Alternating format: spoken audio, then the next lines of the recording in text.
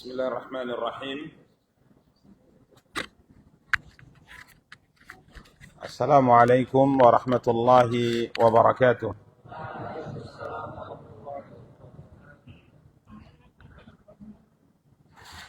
الحمد لله رب العالمين والعاقبة للمتقين فلا عدوان إلا على الظالمين. أشهد أن لا إله إلا الله وحده لا شريك له وأشهد أن محمدا عبده ورسوله صلوات ربي وسلامه عليه وعلى آله وأصحابه ومن اهتدى بهديه واستنى بسنته إلى يوم الدين وسلم تسليما كثيرا. أما بعد. Ikhwani wa akhawati kaum muslimin, kaum muslimat, rahimani wa rahimakumullahu jami'a. Alhamdulillah, puji dan syukur senantiasa kita ucapkan untuk Allah Subhanahu wa ta'ala. Salawat beserta salam semoga senantiasa dilimpahkan oleh Allah untuk junjungan dan panutan kita Nabi Allah yang mulia Muhammad sallallahu alaihi wasallam. Ikhwani wa akhawati kaum muslimin, kaum muslimat, rahimani wa rahimakumullahu jami'a. Biidznillah, pada kesempatan yang berbahagia kali ini kita akan kembali melanjutkan kajian dan pembahasan kita, mencoba untuk membaca dan menjelaskan Kitabut Tauhid yang pada pertemuan yang lalu alhamdulillah kita masih mengkaji dan membahas bab ke-58 dari Kitabut Tauhid, babun qaulullahi ta'ala, a'udzu billahi minasyaitonir rajim, yadhunnuna billahi ghairal haqqi dhannal jahiliyah, yaquluna hal lana minal amri min syai', qul innal amra kullahu lillah. Beliau membawakan bab selanjutnya berkaitan dengan firman Allah Subhanahu wa ta'ala, yang Allah Subhanahu wa ta'ala firmankan di dalam surat Ali Imran ayat 154. Firman Allah Subhanahu wa ta'ala yang artinya yadhunnuna billahi ghairal haqqi dhannal jahiliyah. Mereka menyangka, dan sedikit telah kita singgung pada pertemuan yang lalu, yang dimaksud dengan mereka di sini adalah orang-orang munafik. Yang dimaksud dengan mereka di sini adalah orang-orang munafik. Yadhunnun, mereka, yakni orang-orang munafik, menyangka yang tidak benar terhadap Allah. Yadhunnuna billahi ghairal haqq. Mereka memiliki prasangka, atau mereka menyangka terhadap Allah dengan sangkaan yang tidak benar. Yang mana prasangka ini adalah diistilahkan oleh Allah dengan dhannal jahiliyah, sangkaan jahiliyah. Apa yang mereka ucapkan? Yaqulun hal lana minal amri min syai', qul innal amra kullahu lillah. Apakah ada bagi kita barang sesuatu atau hak campur tangan dalam urusan ini? Katakanlah, sesungguhnya urusan itu seluruhnya di tangan Allah Subhanahu wa ta'ala. Para ikhwah dan akhwat yang dimuliakan dan dirahmati oleh Allah Subhanahu wa ta'ala, pada pertemuan yang lalu kita telah jelaskan bahwa kalimat ini diucapkan oleh mereka terkait dengan apa yang terjadi di perang Uhud. Apa yang terjadi di perang Uhud. Di mana sebagaimana telah kita jelaskan bahwa orang-orang munafikin saat itu memiliki pendapat yang berbeda dengan keputusan yang diambil dalam rapat sebelum terjadinya perang Uhud. Sehingga di perang Uhud itu terjadi musibah. Sehingga akhirnya orang-orang munafikin, ya, seakan-akan mereka menentang ketentuan Allah Subhanahu wa taala yang terjadi, atau seakan-akan bisa dipahami juga sebagaimana telah kita jelaskan, mereka sedikit menyalahkan terhadap apa yang telah diambil keputusannya oleh Nabi dan kaum muslimin dan tidak memperhatikan usulan mereka. Sedangkan yang berkaitan dengan bab ini, bab ke-58, yaquluna hal lana minal amri min syai' qul innal amra kullahu lillah yukhfuna fi anfusihim ma la yubduna lak. Maksud yang paling kuat tatkala beliau memasukkan ayat ini dalam bab ke-58 ini berkaitan dengan prasangka jahiliyah, prasangka yang tidak benar terhadap Allah Subhanahu wa taala, seakan-akan mereka mengatakan jika seandainya mereka tidak melakukan apa yang mereka lakukan dan mengikuti usulan kami, maka tentunya tidak akan terjadi pada mereka apa yang menimpa mereka. Ya, karenanya para ikhwah dan akhwat yang dimuliakan dan dirahmati oleh Allah Subhanahu wa taala, ini yang telah kita jelaskan ya pada pertemuan yang lalu berkaitan dengan dzan al-jahiliyah. Kemudian para ikhwah dan akhwat yang dimuliakan dan dirahmati oleh Allah, beliau membawakan dalil yang kedua dalam bab ini, yakni firman Allah Subhanahu wa taala yang Allah firmankan dalam surat Al-Fatah ayat ke-6. Ya, surat Al-Fatah ayat ke-6.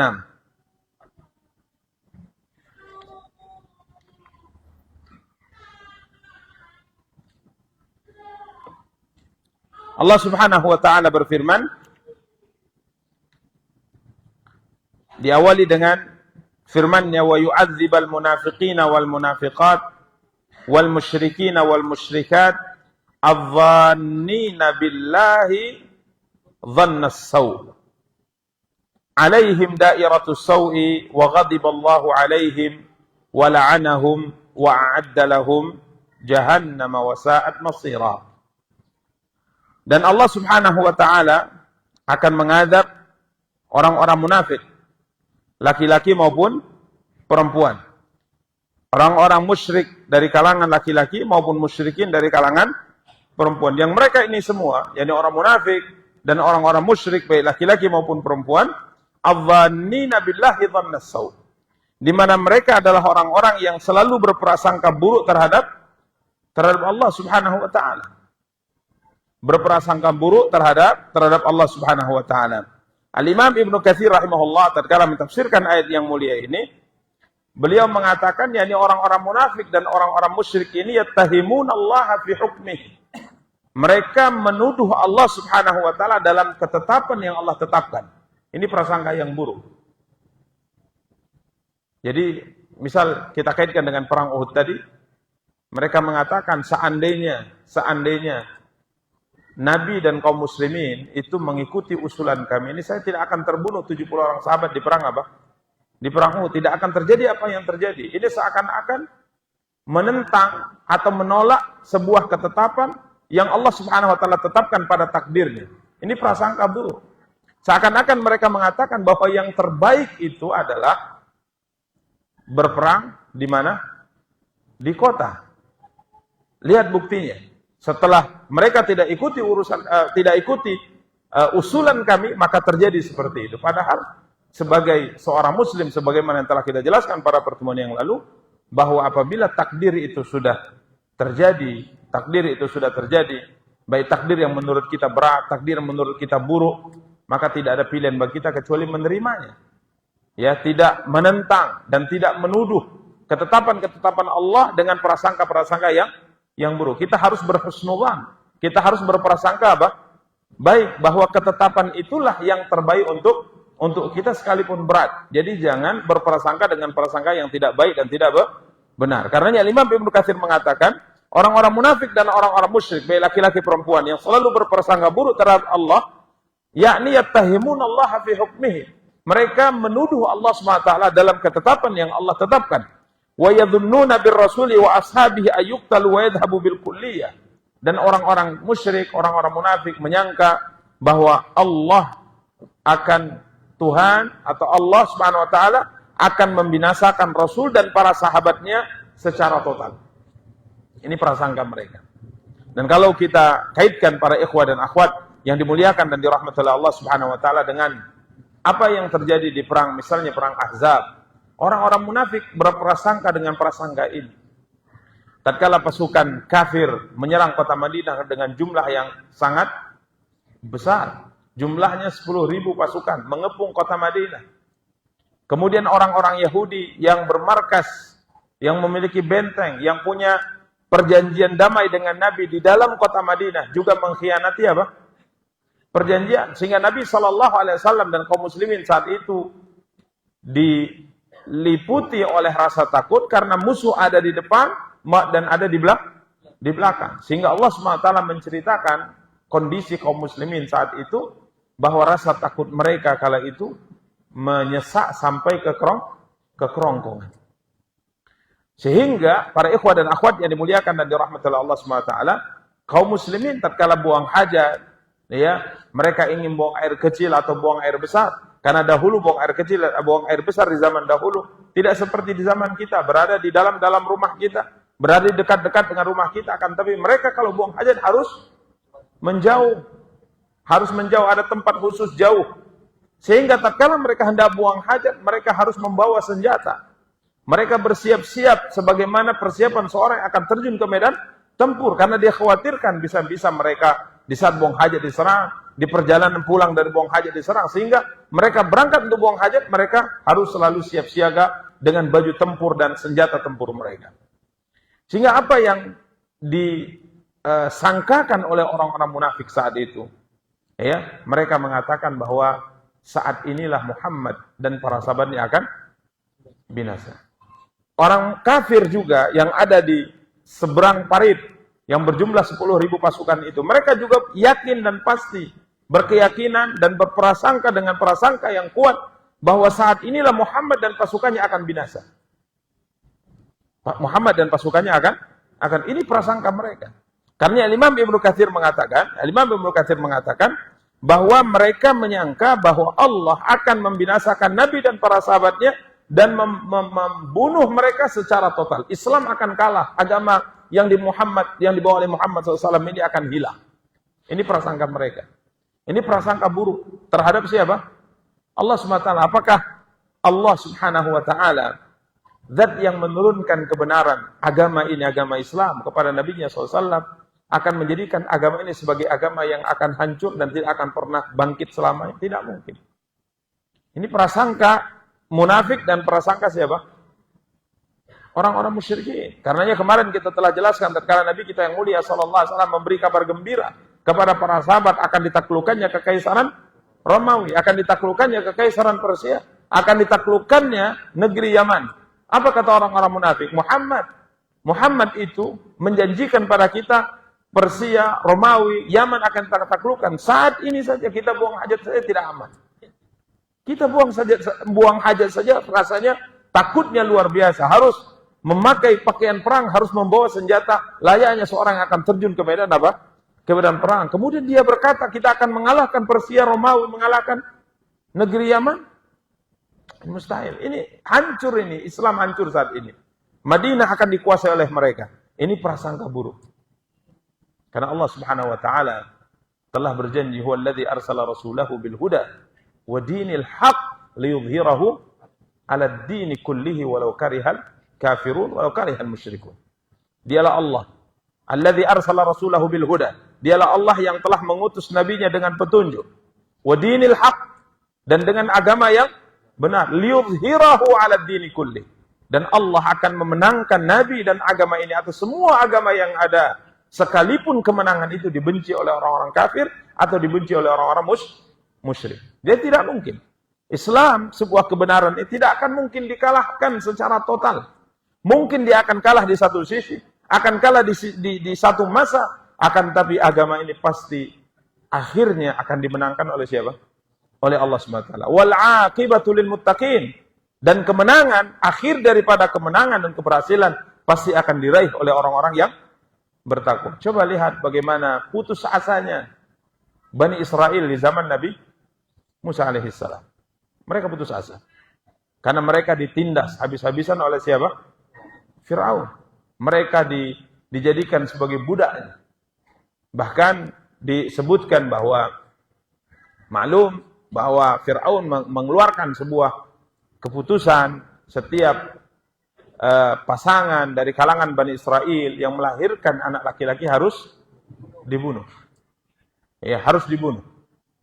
Ini penderitaan bertahun-tahun lamanya. Penderitaan bertahun-tahun lamanya. Kemudian diinfokan oleh para penasehat kerajaan, jika seandainya setiap bayi lahir laki-laki engkau bunuh, maka yang terjadi adalah kekurangan pekerja. Karena ini Bani Israel kita andalkan dalam semua bidang pekerjaan di negara kita. Jadi kalau seandainya semua anak laki-laki dibunuh, setiap lahir dibunuh, akan datang pada masa mungkin 20 tahun kemudian, ya, 25 tahun kemudian, kita kekurangan apa? Tenaga kerja.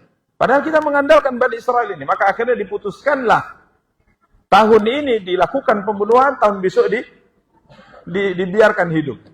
Disebutkan bahwa Nabi Harun, saudara Nabi Musa alaihissalam, lahir di tahun yang tidak ada pembunuhan, sehingga dia selamat. Sedangkan Nabi Musa alaihissalam lahir di tahun keputusan untuk dibunuh. Karenanya sang ibu diperintahkan oleh Allah untuk menghanyutkan Nabi Musa ke sungai Nil. Karena kalau tidak dilakukan seperti itu, maka Nabi Musa akan dibunuh. Taib, penderitaan yang begitu panjang ini sampai membuat Bani Israel itu putus asa. Putus asa. Sehingga tatkala Nabi Musa datang, kemudian membawa risalah agama, dan Nabi Musa menjanjikan kemenangan, kalian bersabar, kemenangan itu pasti akan kita raih dan kita dapat. Apa jawaban Bani Israel? Karena sudah putus asa, karena sudah terlalu lama ditindas, karena sudah terlalu lama terhina.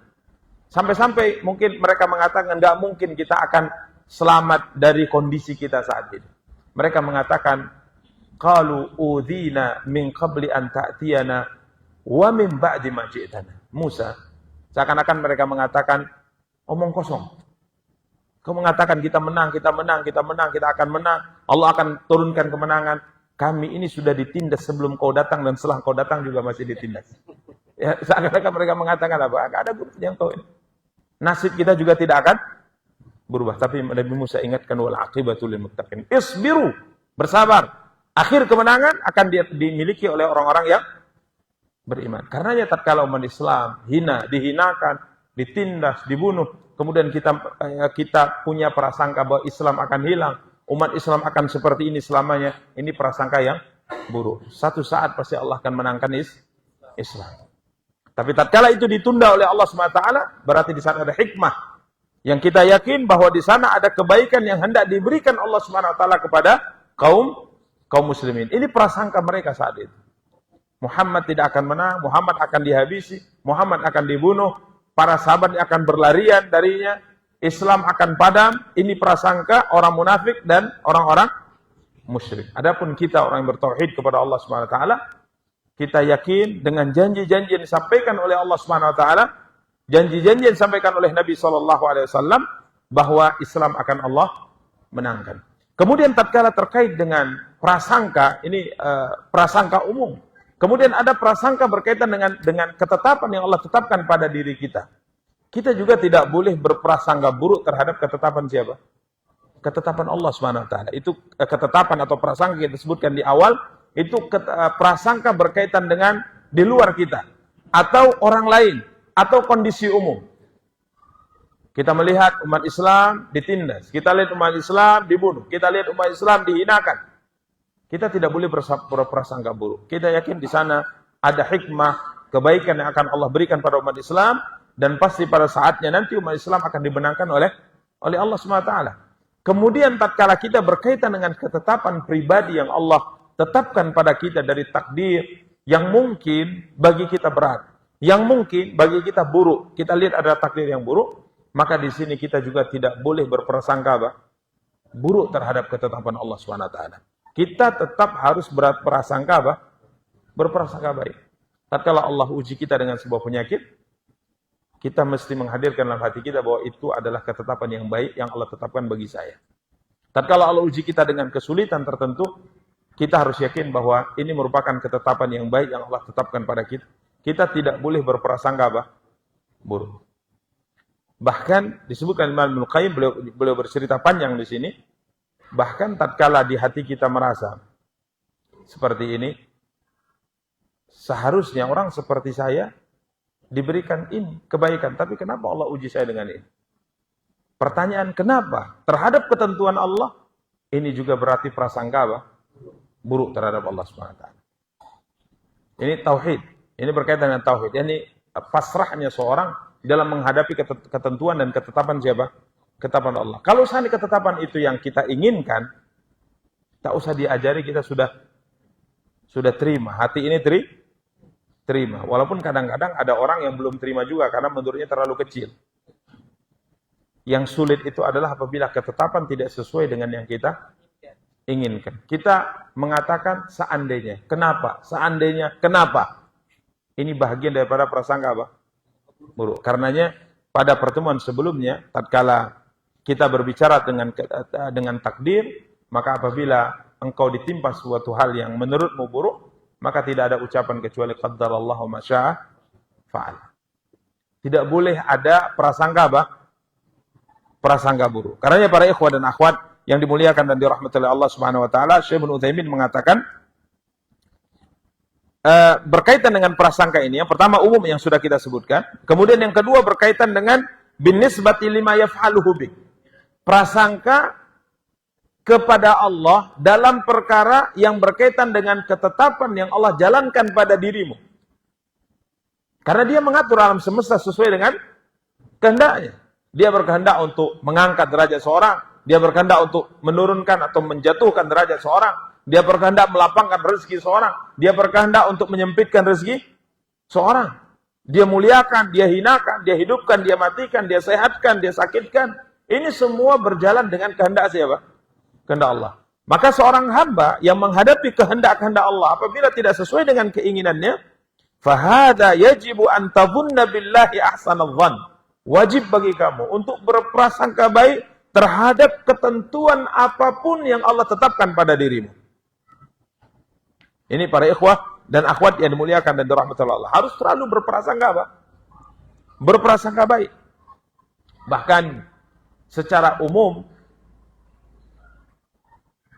sekalipun sebelum kita berbicara tentang apa yang sudah terjadi, sebelum terjadi saja, kita harus selalu berprasangka baik. Jadi jangan kita selalu berprasangka buruk terhadap ketentuan Allah. Contoh misalnya, sepertinya saya sulit hidupnya. Nggak boleh. Kita harus selalu menumbuhkan sifat optimis dalam kehidupan. Apa kata Nabi kita yang mulia sallallahu alaihi wasallam? Allah berfirman dalam hadis qudsi, "Ana inda husni dhanni 'abdi bi, falyadhunna bi 'abdi ma syaa." Ketentuanku yang akan berjalan pada hambaku sesuai dengan prasangkanya. Silahkan hambaku berprasangka apapun yang dia kehendaki terhadapku. Aku akan jalankan sebagaimana dia sangkakan. Jadi kalau kita berprasangka baik, Allah akan jalankan apa? Kebaikan untuk kita. Kita berprasangka bahwa Allah akan mengampuni kita. Esok Allah akan masukkan kita ke dalam prasangka yang baik. Tidak boleh ada prasangka prasangka buruk terhadap ketetapan yang Allah tetapkan. Dan Allah akan jalankan itu sesuai dengan prasangka kita. Ya, karenanya para ikhwah dan akhwat yang dimuliakan dan dirahmati oleh Allah, orang-orang yang memiliki prasangka-prasangka yang ghairul haq, yang tidak benar, prasangka yang buruk terhadap Allah, Allah sebutkan siapa mereka? Orang munafik dan orang musyrikin. Orang munafik dan orang musyrikin.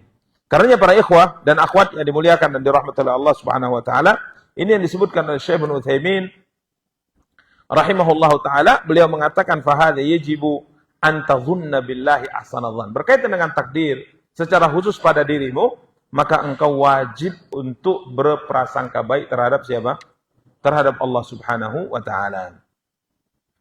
Allah Subhanahu wa taala berfirman dalam ayat yang kita bacakan tadi, Al-Fatah ayat ke-6, "Adh-dhannina billahi dhannas saw." Orang-orang munafik, orang-orang musyrik baik laki-laki maupun perempuan, mereka adalah orang-orang yang selalu berprasangka buruk terhadap Allah. Alaihim dairatus saw. Allah Subhanahu wa taala mengatakan mereka akan mendapat giliran kebinasaan. Maksudnya tatkala mereka menyangka bahwa Allah akan mengalahkan Nabi, mengalahkan kaum muslimin, menghancurkan Islam, ini tidak sesuai. Bahkan Allah yang akan menghancurkan mereka. Mereka yang akan hancur. Agama mereka yang akan binasa. Lihat Abu Jahal. Yakin sekali di perang Badar itu yang kalah siapa? Muhammad SAW. Yakin sekali dia. Dia datang dari kota Mekah dengan 1000 pasukan. Tujuannya adalah untuk menghalangi Muhammad untuk mengambil kafilah dagang mereka yang baru pulang dari negeri Syam yang dipimpin oleh Abu Sufyan.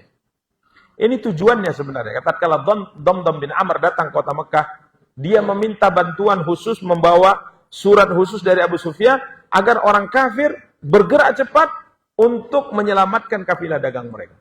Maka seketika mereka marahnya luar biasa. Mereka mengatakan, apakah Muhammad dan para sahabatnya menyangka bahwa kafilah dagang yang dibawa oleh Abu Sufyan ini seperti kafilah dagang yang dipimpin oleh Ibnul Hadrami, yakni sekian bulan yang lalu ada kafilah dagang yang berhasil ditaklukkan oleh kaum muslimin? Tidak, katanya. Maka seketika mereka bergerak kilat, bergerak cepat, mengumpulkan pasukan dan tentara, dan bergerak untuk melindungi kafilah dagang yang dipimpin oleh siapa? Abu Sufyan bin Harb. Qaddarallah, kafilah ini akhirnya bisa mencari jalan untuk menghindari pasukan Nabi dan kaum muslimin. Akhirnya selamat. Mereka sampai pada satu titik yang Abu Sufyan yakin bahwa mereka tidak mungkin dihadang dan mereka akan pulang ke kota Mekah dengan keadaan apa? Selamat.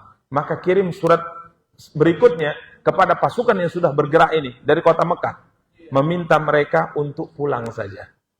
Kenapa? Karena tujuan mereka datang ini sudah tidak dibutuhkan lagi. Karena kami sudah apa? Sudah selamat. Untuk apa kalian melanjutkan perjalanan sampai ke Badar? Toh akhir nanti kan akan bertemu dengan pasukan Muhammad dan para sahabatnya. Tapi apa kata Abu Sufyan dengan pongahnya? Enggak. Karena dia yakin dia akan menang. Muhammad itu hanya datang dengan membuat 300 sekian belas pasukan saja. Itu pun dengan peralatan yang seadanya. Semuanya jalan kaki kecuali 2 orang yang naik kuda. Sedangkan kita dari kota Mekah ini lengkap dengan persenjataan kita, peralatan perang kita, kendaraan kita, perbekalan kita, memang benar-benar pasukan tempur yang disiapkan dengan jumlah 1000 pasukan. Sehingga tatkala ada usulan untuk pulang, dia mengatakan, tidak, kata Abu Jahal. Kita akan tetap melanjutkan sampai hatta narida Badran. Sampai kita ke titik tujuan kita, yakni di daerah apa? Badar. Di situ, nanti di Badar kita akan berangkat ini, nanharul jazur. Kita akan sembelih unta. Kita akan buat pesta. Di sana kita akan buat pesta besar. Dan kita akan undang para biduan-biduan wanita. Biduan-biduan wanita Arab-Arab Badui mungkin ya. Untuk bernyanyi. Kita di sana berpesta pora. Dan kita akan buat acara besar di sana. Agar kekuatan kita ini didengar dan terus ditakuti oleh semua bangsa Arab. Dia yakin akan menang. Nggak mungkin Muhammad berani dengan kita. Kalau berani habis dia. Tapi coba, ini prasangka mereka. Ini prasangka mereka. Tapi apa yang terjadi para ikhwah? Apakah mungkin Allah akan menghinakan Nabi? Apakah mungkin Allah akan hancurkan agamanya? Apakah Allah tidak membela hamba-hambanya? Jawabannya tidak. Jawabannya tidak. Karena tatkala Nabi kita yang mulia SAW angkat tangan di perang Badar, sampai selendang beliau jatuh berkali-kali, memohon kepada Allah, sampai-sampai Nabi mengatakan dalam doanya, Allahumma in tuhlik hadil asabah lam tu'bad fil ard. Ya Allah, kalau engkau binasakan sekelompok kecil dari hamba-hambamu ini, maka engkau tidak akan pernah disembah selamanya di atas muka bumi. Apa kata Abu Bakar melihat doanya Rasulullah? Cukup ya Rasulullah, pasti Allah akan kabulkan doamu. Cukup ya Rasulullah, pasti Allah akan kabulkan doamu. Tidak mungkin Allah akan hinakan siapa? Nabinya. Tapi kadang-kadang agama ini akan diremehkan oleh sebagian orang. Umatnya, umat Islam mungkin akan ditindas, akan dibunuh, akan diserang dan sebagainya. Ini pasti ada hikmah. Pasti ada hikmah. Mungkin Allah akan mengangkat derajat sebagian kaum muslimin. Kenapa Hamzah bisa dibunuh oleh Wahsy bin Harb? Kenapa Mus'ab bin Umair bisa dibunuh? Kenapa 70 sahabat kaum muslimin bisa terbunuh di perang apa? Di perang. Kenapa Nabi kita terluka di sana? Kenapa tidak dibela oleh siapa? Oleh Allah. Kenapa Jibril tidak turun? Kenapa terkadang Nabi dilempari di mana?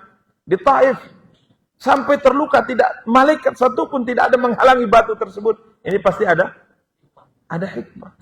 Bisa saja Allah cinta kepada hambanya sehingga Allah berikan sebuah keistimewaan tapi dari jalan yang berat.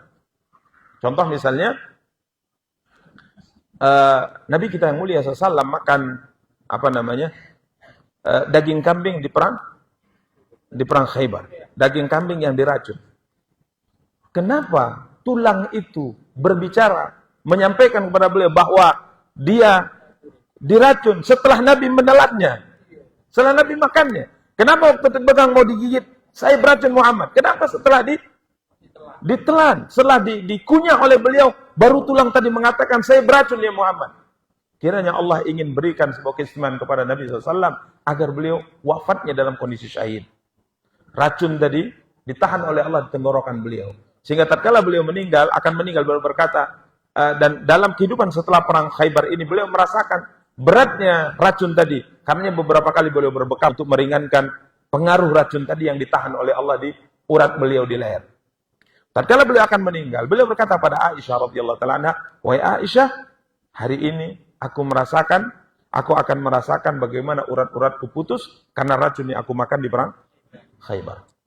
Kenapa Allah takdirkan demikian? Karena Allah ingin angkat derajat apa? Nabi yang mulia sallallahu alaihi wasallam. Kenapa Hamzah bisa dibunuh? Kenapa tatkala Wahsy melemparkan tombak, Jibril tidak? Tombak Jibril alaihi salam, makhluk yang sangat besar. Kenapa dia tidak palingkan? Allah ingin berikan sebuah kebaikan kepada siapa? Kepada Hamzah. Karena dia tidak boleh ada prasangka apa? Prasangka buruk. Kalau Allah tetapkan sesuatu, pasti di balik ketetapan itu ada kebaikan. Ini yang diinginkan oleh penulis agar kita hidup memiliki keyakinan, memiliki akidah yang benar, memiliki tauhid yang benar, selalu berprasangka buruk terhadap semua ketetapan yang ditetapkan oleh Allah. Dalam kamus hidup seorang muslim, tidak pernah ia berprasangka buruk terhadap ketetapan Allah Subhanahu wa taala. Sekalipun berat, sekalipun tangisan, tapi dia yakin di sana ada apa? Kebaikan yang akan Allah tetapkan kepada kita maupun kepada pribadi-pribadi kita. Demikian para ikhwah dan akhwat yang dimuliakan dan dirahmati oleh Allah Subhanahu wa taala. Kemudian beliau bawakan perkataan Imam Ibnu Qayyim rahimahullah, perkataan panjang ya. Kemudian beliau mengatakan di antara yang beliau sebutkan, wa aktsarun nas yadhunnuna billahi dhanna sau'i fima yahtassu bihim. Kita tidak bacakan semuanya karena kurang lebih kaitan dengan prasangka buruk tersebut berkaitan dengan permasalahan umum maupun permasalahan pribadi. Tapi yang paling banyak kata beliau, kebanyakan manusia yadhunnuna billah dhanna sau'i fima yahtassu bihim. Kebanyakan manusia berprasangka buruk terhadap Allah berkaitan dengan ketetapan pribadi yang menimpa mereka. Di sini banyak orang yang terjatuh ke dalam sebuah kesalahan. Wa fima yaf'aluhu bighairihim, dan terhadap apa yang dilakukan kepada selain mereka.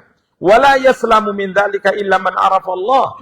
Tidak ada yang selamat dari sangka-sangka ini, prasangka-prasangka ini kecuali yang mengenal Allah, mengenal nama-namanya, mengenal sifat-sifatnya, mengenal hikmah dan pujiannya subhanahu wa ta'ala.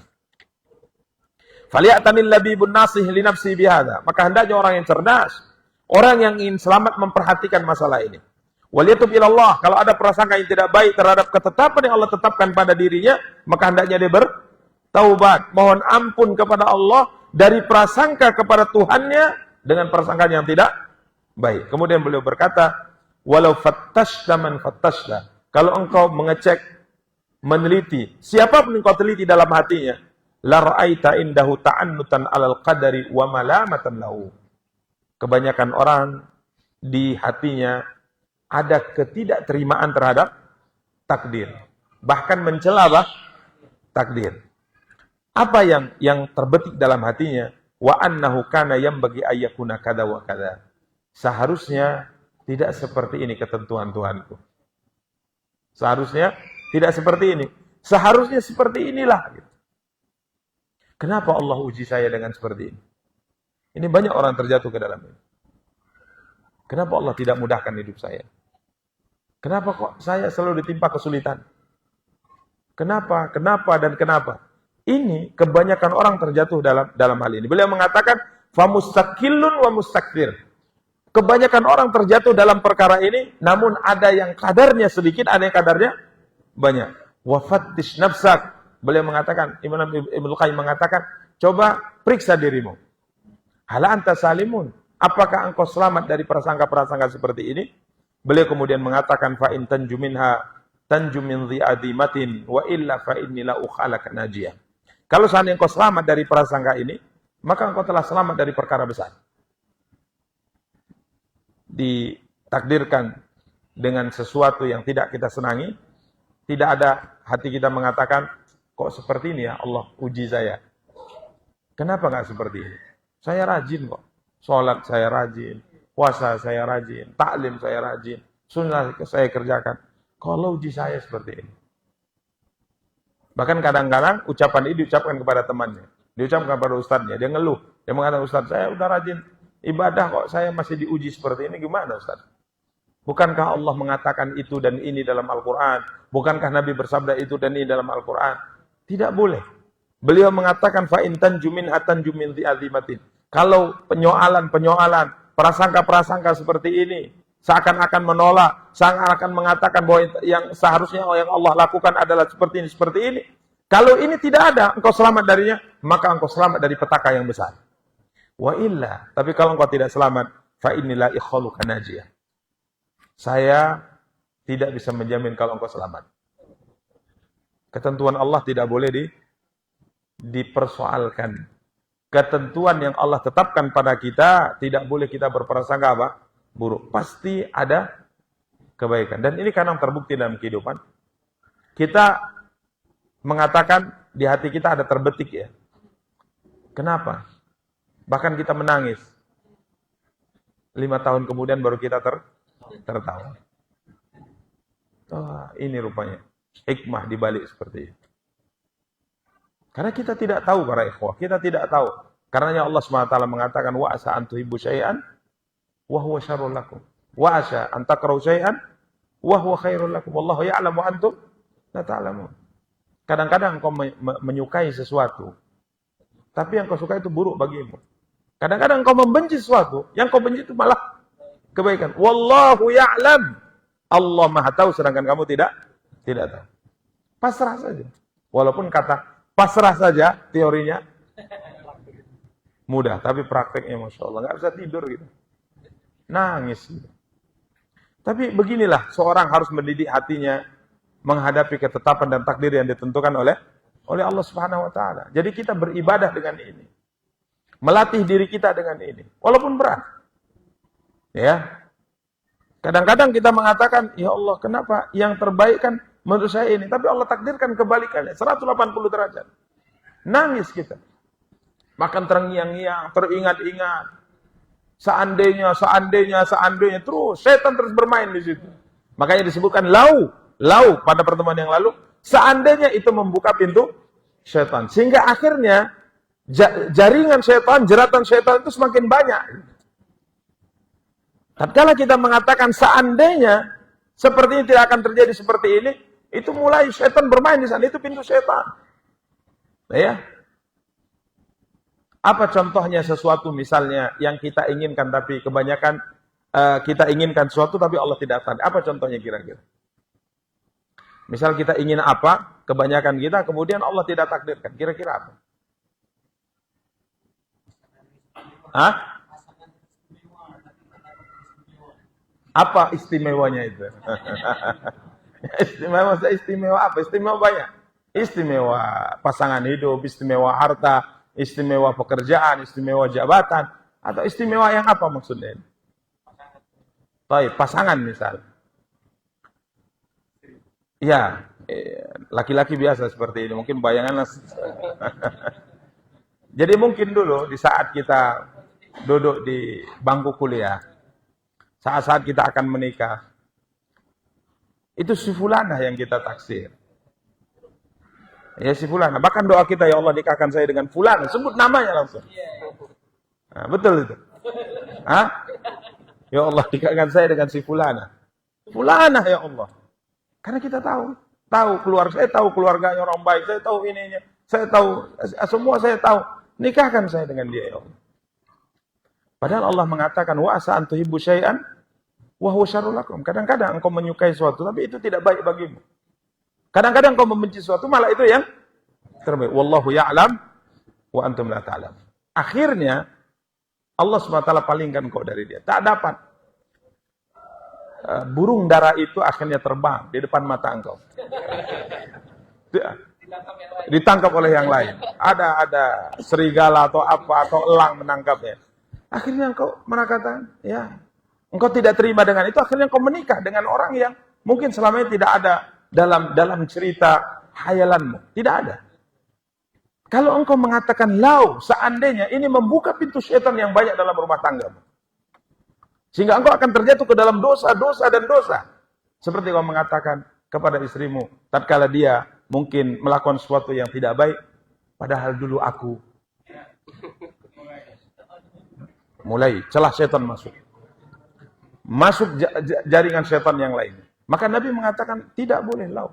Tidak boleh. Fa inna lau taftahu amal syaitan. Lau itu membuka amal syaitan. Engkau akan terjatuh ke dalam penyesalan. Engkau akan jatuh ke dalam ketakutan. Engkau akan jatuh ke dalam... Ini semua adalah jaringan syaitan. Karenanya, para ikhwan dan akhwat yang dimuliakan dari rahmatullah, tidak ada. Kita pasti hidup akan mendapatkan Allah yang takdirkan kepada kita. Dalam hidup pasti kita tidak akan mendapat apa yang Allah tidak takdirkan. Itu sudah pasti itu. Itu sudah ilmu pasti. 1 tambah 1 apa? 2. Ini sudah seperti itu. Apa yang Allah takdirkan pasti engkau dapat. Allah yang tidak, jika Allah tidak takdirkan pasti engkau tidak dapat. Itu sudah ilmu pasti dalam takdir.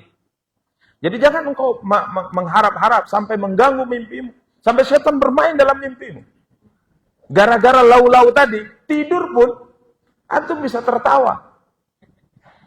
Tertawa bukan melihat istrimu dalam mimpi, tapi melihat itu tadi, burung dara tadi. Ya, kacau. Sampai subhanallah para ikhwah, kita kadang mendengar sampai di umur 60 tahun saja. Kadang-kadang orang yang lau-lau ini, lewat di rumah si fulanah itu, masih ada angan-angan. Coba bayangkan di permainan setan. Ya, masih ada permainan setan. Umur 60 tahun masih bermain setan di otaknya. Coba antum bayangkan. Padahal Allah mengatakan wallahu ya'lam wa antum la ta'lamun. Terima takdir. Ini tauhid, ini akidah. Terima takdir. Ya, ini para ikhwan dan akhwat. Jadi beliau mengatakan fa in tanju minha tanju min dhi'azimatin. Kalau engkau selamat dari prasangka ini, maka kau selamat dari petaka yang besar. Tapi kalau engkau tidak selamat, aku tidak menjamin kau selamat dari petaka ini. Maka fatish, kita harus bersihkan hati kita dari prasangka-prasangka ini. Inilah ketetapan apa? Allah Subhanahu wa taala. Allah tetapkan ini karena ini yang terbaik. Ya, Allah tetapkan ini kan ini yang terbaik. Walaupun kadang-kadang bukan terkait dengan misalnya wanita, tapi terkait dengan jabatan, terkait dengan pendidikan, terkait dengan pekerjaan. Mungkin setelah 15 tahun, 20 tahun masih netes air mata kita mengingat masa lalu. Tapi kembali lagi kepada Allah. Allahumma ini abduk, ibnu abdik, ibnu amadik, nasiyati biadik. Ya Allah, aku ini adalah hambamu. Aku anak hamba laki-lakimu. Aku anak hamba perempuan. Nasiyati biadik. Ubun-ubunku ada di tanganmu ya Allah. Ucapkan itu kepada Allah agar kiranya Allah menghilangkan bekas-bekas yang sulit mungkin kita apa? Kita kikis dari ingatan dan hati kita. Demikian para ikhwah dan akhwat yang dimuliakan dan dirahmati oleh Allah SWT. Adapun masalah yang ada, beliau sebutkan ada 4. Yang pertama, dari bab ini kita bisa mengetahui tafsir surat Ali Imran. Yang beliau sebutkan dalam bab, yakni ayat ke 154.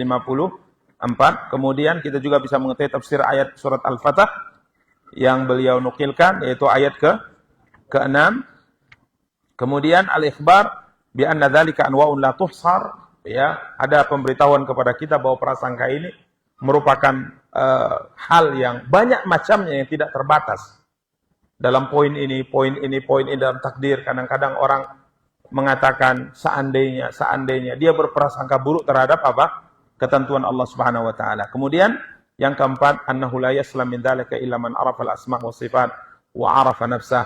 Tidak ada yang selamat dari prasangka ini kecuali yang mengenal nama-nama Allah, mengenal sifat-sifat Allah, dan mengenal dirinya.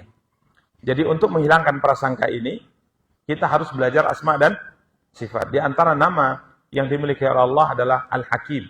Dia adalah zat yang maha bijaksana.